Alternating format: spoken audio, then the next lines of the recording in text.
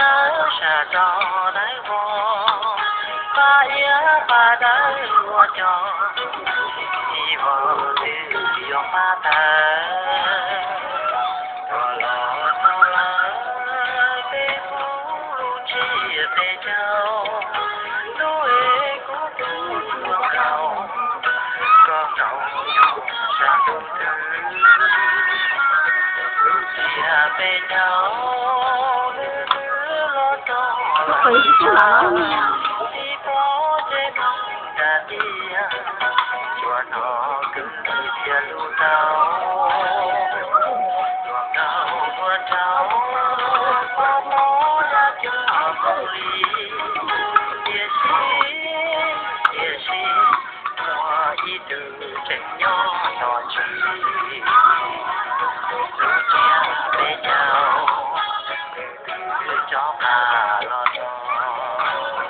cho phú ấy á.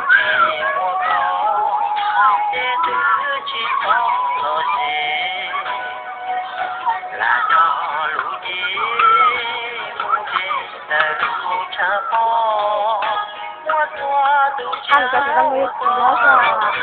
rồi xia chỉ rong ô đi vào phố cha có cho chi cho lo cho chia bé nhau trong nó qua đi chào qua lư tu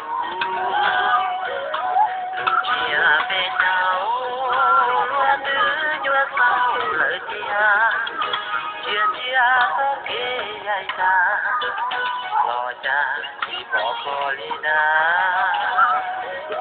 chào lo làng trai ba lo cha cho qua lư tu chỉ bỏ tu nào cũng dù chia bé nhau từ gió đầu mùa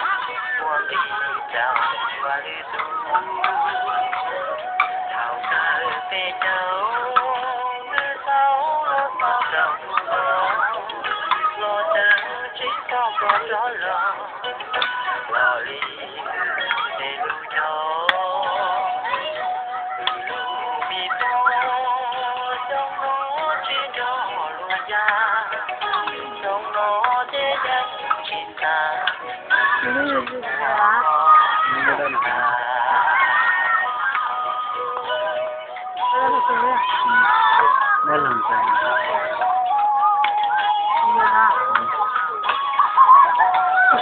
Có đừng gọi không nó? Chẳng Phải trả lời nó có không nó? nó cho ai thì cũng có phải chẳng có sự. Trả lời thì chẳng có không nó?